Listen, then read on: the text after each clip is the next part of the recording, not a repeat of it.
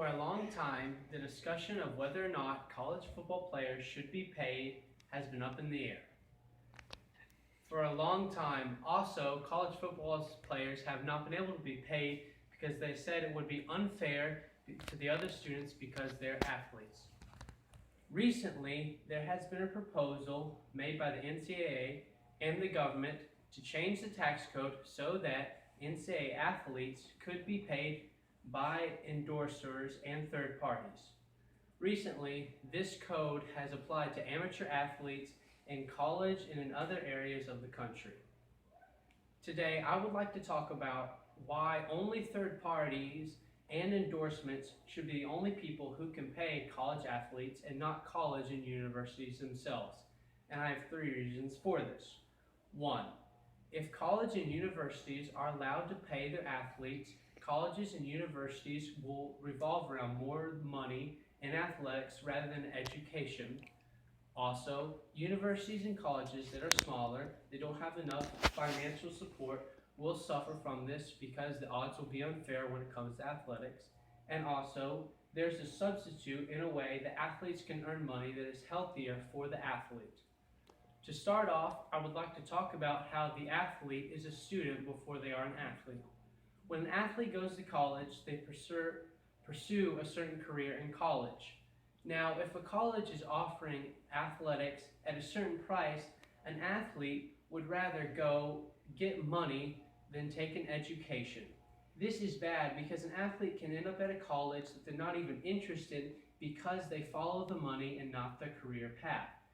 So there are a couple of scenarios that could end up bad for the athlete if they follow the money and not the career path. Say the athlete gets injured while playing college football or any other sport.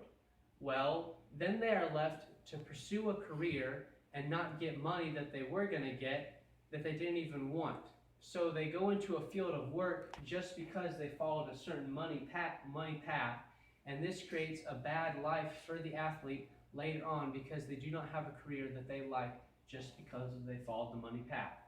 Also, they'll plan their whole college lifestyle around the money. Late night studies will turn into late night workouts. Whole year and schedules will turn into things revolving around athletics. And this is bad because, again, if an athlete gets hurt, their whole career can be ruined because the incentive is money rather than education, and an athlete needs to be a student before they are an athlete. Also, small colleges and universities can suffer because they don't have as much money as bigger universities.